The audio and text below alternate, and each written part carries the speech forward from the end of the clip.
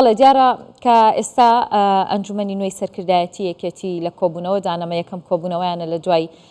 کۆنگرەی پێنجەمی حیزبەکان کە لە شاری سلێمانی کۆنگرەکان بەست. دیارە هەرێمی کوردستان لە بەردەم کۆمەڵێک ئاڵنگاری و گۆڕانکاریدایە یەک لەوانە هەڵبژاردننی پەرلەمانی کوردستانە کە یەکێتی نیشتیمانی کوردستان لەگەڵ چەند لایەنێکی دیکە ئێستا لە هەوڵی ئەوەدان کە دەیانەوێت هەڵبژاردنەکە دوا بخرێت و لە وادی دیاریکراوی خۆی کە 25 شوباتی ساڵی داهاتووە ئەنجام نەدرێت. بۆ مەبەستە دەمەوێت گفتوگۆی زیاتر بکەم بەڕێز بەهمەن کاکە عەبدوڵڵا ئەندامی خولی پێنجەمی پەرلەمانی کوردستان ڕاستەوخۆ لە هەولێر لەگەڵم دەبێت. کاک بەهمەنم کاتت باش بەخێر بێ بۆ کوردستان 24 وەکە ئاماژەشم پێکرد 25 شوبات بۆ هەڵبژاردننی پەرلەمانی کوردستان دیاری کراوە. ئێوە وەکو پارتی دیموکراتی کوردستان پێشبینی دەکەن لەو کاتە هەڵبژاردن ئەنجام بدرێت و دوانەخرێت؟ زۆر سپاس. وەڵاهی ببوورە من ناتوانم وەکو پارتی بە ناوی پارتیەوە قسە بکەم، بەڵام بە دڵنیایی ئەوەی من پێشتریش لە پەرلەمان بووم دەزانم پارتی مستەڕە لەسەر ئەوەی هەڵبژاردن لە کاتی خۆی بکرێ و بە هیچ شێوەیەک تەئخیر نەکرێ. بەڵام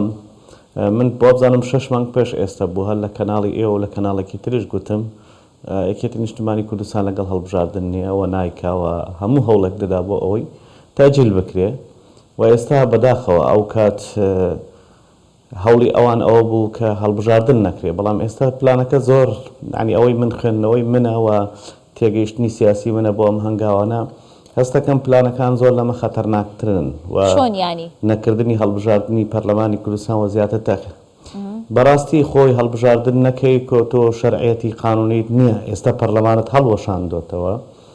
و حکوومەتت کردو بە کات بەڕێکەرە ئەو کات تا چەندێکی تر انتخابات ناکەی ئەمە دەسەڵاتێکی زیاتر دەدا بە بەغدا بۆ ئەوەی زیاتر زەخت لە هەرێمی کوردستان بکە و ئەو هەنگاوی تریشان کە لە چەند ڕۆژی ڕابردووە نایەن یەکێتی نیشتیمانی کوردستان و حەزبەکانی تریش بۆ ئەوەی موچە خۆران بخرێتە سەر بەغدا. ئەمە تەمەن ئەمە زنجیرەیەکی پێکەوە بەستراوە و ئەمە هێزێکی گەورە لە پشتێوەیەتی و ئەمە وەکو دەڵێن ئەمە بەرهەمی ناوخۆیی نییە، یعنی ئەمە عەقڵێتی بەرهەم هاتووی ناوخۆیی نییە ئەم فکرانەی بۆ بێت. ئەم فکرانە هاوردەکراوە و هەموو بۆ لێدانە لە کیانی هەرێمی کوردستان و بەشێک لە هێزەکان لە بەغداش هاوکاری ئەم بیرۆکانن بۆی هەرێمی کوردستان بە تەواوی زەعیف بکەن و بدەن لەو دەسەڵاتە فیدراڵی کە لە هەرێمی کوردستانە هەیە بەداخەوە و ئەمە ئەمڕۆ ئیتر داگیربوونی موچیان کردوتە بیان و هەر هۆکارێکی تر هەیە دەیکەنە بیان و بەڵام ئەوەی هەیە سەرچاوە سەرەکیەکەی لە تاخیرکردنی هەڵبژاردنەوە دەست پێ دەکە و هەر ئەوانی شوایان کە لە دادگای فیدراڵی شکات بکرێت. هەڵبژاردن چ سوودێک بە ئەو لایەنانە دەگەێنێت کە دەیانەوێت هەڵبژاردن دوا بخەن؟ هیچ سوودێکیان پێناگەێنێت، تەنها مەرگی ئەوان تاخیر دەکا یان شکستی ئەوان تاخیر دەکا بۆ مدەتێک ئەگی ناخۆ لە وڵاتە نابێ هەڵبژاردن نەکرێت. دیارە ئەوان پلانی گەورەتریان لە پشت ئەو نەکردنەوە هەیە، دەیانەوێت هەر بە تەواوی هەرێمی کوردستان کۆتایی پێبێن و ئەوان بزانن وەکو چ دەسەڵاتێک دەمێننەوە لەگەڵ بەغدا بمێننەوە بۆ ئەوەی هەڵبژاردن نەکرێەوە کۆتایی بە حەزبەکانیان نێ یان تووشی شکستی گەورە نەبن. بۆیە بەداخەوە ینی ئەوەی کە خەمی هەرێمی کوردستان و ئەم کیانە فیدراڵی هەیە نابێ بە هیچ شێوەیە قبول بکە کە هەڵبژاردن تاخیر بکرێت لەوە زیاتر و نابێ و هیچ ڕێگەیەکیش بدرێت کە هەڵبژاردن لە کاتی خۆی ئەسڵ دەبوو ئێمە ساڵی پار هەڵبژاردنمان بکرد باە و نەکرا ئەم ساڵ بمان کرد باە مانگی 12 بەڵام بەداخەوە چوە مانگی 2 ساڵی داهاتوو ئێستاش من هەر ئەو کاتیش وتم لەگەڵ ئەوە نیمێکێتی هەڵبژاردن ناکە و دڵنیا میکێتی هەموو شت دەکا هەڵبژاردن ناکە. باشە بەڵام ئێستاکانی من وا دەرچوو خۆزگەوا دەرنەچوو باە. بەڵێ کاک بەهمەن بەڵام ئێستا ئەوەی کە ئەیدەبینی هەنگاوی تر دەنن. باشە منیش دەمەوێتەوە بپرسم ئەگەر هەنگاوی دیکەش بنێن یەکێتی لەگەڵ ئەو لایەنانە دەتوانن سەرکەوتوو بن لە هەوڵەکانیان بۆ دواخستنی هەڵبژاردن؟ بەتاکید ئەگەر بەغدا هاوکاریان بێ و محکەمەی فیدراڵی و ئەو هێزەی کە لە پشت ئەو بیرۆکانەیە کە پێیان دەدا هاوکاریان بێ بەڵێ دەتوانن و تاخیریشی دەکەن بەڵام ئەو کات دەمێنێتەوە سەر حکوومەت هێرێم و پارتی دیموکراتی کوردستان کە نابێ ئەمە قبولکە بە هیچ شێوەیەک ئەگەر باجەکەی هەرچی بێ نابێ قبولی بکە چونکە قبولکردنی ئەمە هەرێمی کوردستان بەرەو داهاتوویەکی زۆر نادیار دەبا و چکە ئەوان هەنگاوی تریش داهاوێشن هەر بەوە ناوەستن کاتی خۆشی ئەو حزبانین کە ئێستا یعنی خۆیان بە معارەزە دەزانن و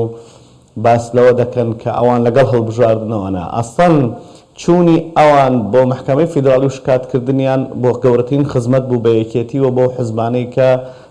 نانەوە انتخابات بکرێ ئەوان گەورەترین خزمەتیان کرد بۆی شکاتیان لە دادگای فیدرالی کرد و پەرلەمانی کوردستانیان دا بە هەڵوەشاندنەوە بۆ ئەوەی یاسای هەڵبژاردن لە پەرلەمانی کوردستان هەموار نەکرێەوە بۆ ئەوەی هەڵبژاردن لە کاتی خۆی نەکرێ ئەگینا ئەوان نەکێشیان لەگەڵ یاسا هەیە نە لە کێشیان لەگەڵ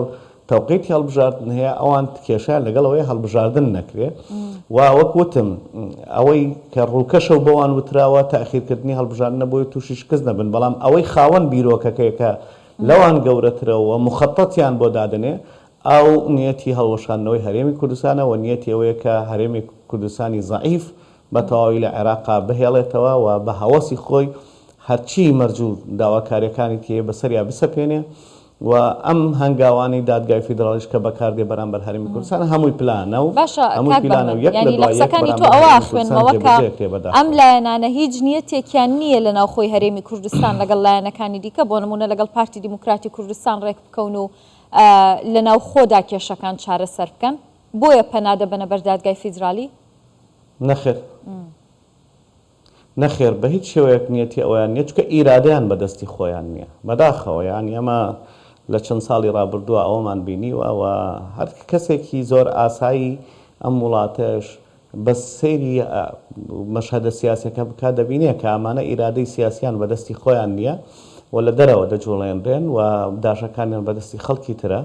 چونکە وەک گوتم ئەمانە هەمووی حەلەقاتە ئێمە شاهدی ئەوەین کە ساڵ و نیوێک پێش ئێستا کێبوو چوو لە دادگای فیدرالی شکاتی کرد دواتر کێبوو لەگەڵ ئەو دادگایە اتفاقی کرد بۆی بڕیار دەربچێ ئەوە ئەوجا دوای دادگای فیدرالی بۆ بڕیاریدا دواتر ئەم دوای ئەمانە هاتە سەرەوەی کە شکات لە یاسایی ئەستان اختصاصی دادگای فیدرالی نییە تۆ شکات لە یاسای هەڵبژاردننی هەرێمی کوردستان کەی ئەوە گریمان دادگای فیدرالی بڕیاریدا کە ئەم یاسایە نابێ بەکاربێ ئێکوا پەرلەمانە تا ئەم یاسایە هەموارکەیتەوە خۆ ناتوانی اختصاصی پەرلەمانی عێراقی نیە یاسا بۆ هەرێمی کوردستان دەربکە بۆیە ئەمە پلانە یعنی پلانەکان بە واضحی دیارە ما هێزێک لە پشتێتی دەیەوێ هەرێمی کوردستان نەهێڵێ ئەوەی ماوەتەوەی ئەو هێزە نیشتیمانیانەی کە خۆیان بە دڵسۆزی ئەم کیانە دەزانن لەگەڵ پارتی دیموکراتی کوردستان هەوڵ بدەن کە ئینتیخابات بکرێ بە هەر مەرجێک بێ چونکە نەکردنی ئینتیخابات واتێکا لە ناو کۆمەڵگەی نێودوڵەتی ئەوان دەڵێنەوە هەرێمێکە شەرعەتی نەماوە 2 ساڵە هەڵبژاردننی نەکردووە کۆمەڵی مبەرراتی تریش دێنەوە هەروەکو چۆن ئێستا خۆ کاتی خۆی یاسای بودجەیان تێپەڕان و دواتر پەشیمان بوونەوە هەر ئەم هێزانێک کە ئێستا هەوڵەدەن بۆ ئەوەی هەڵبژاردن نەکرێ ئەوە هەوڵەدەن کە بە خەڵکی بە فەرمانبەرانی کوردستان موچە دەگوازینەوە سەر بەغدا هەر ئەم هێزانە بوون وتیان نەوتەکە تەسلیم کردن عێراق و کوردستان دەبێتە شامی شەریف و پارە بە فەردە دێ بۆ هەرێمی کوردستان بەڵام کە بینیمان ئێستا کە لەوە فەشەلیان هێنا لەو بانگەشەیە چکە ئەمە وەکوتم ئەمە تەختیتە و خەڵکی تر بۆیانی داناوە و قۆناغ بە قۆناغیش مبەڕڕیان دەدات دڵنیاتانەکە موسبەی موچەی فەرمانبەرانیش بچێ سەر بەغدا ڕوبعێکی دەدەن و باقەکەی نادەن ئەوجا ئەمانە هان دەدەڵێن بڵێ خەتای حکوومەتی هەرێمی کوردستان زۆر سپاس دەکەم بەڕێز بەهمەن کاکە عەبدوڵڵا ئەندامی خولی پێنجەمی پەرلەمانی کوردستان لە هەولێر لەگەڵم بووی دەستخۆش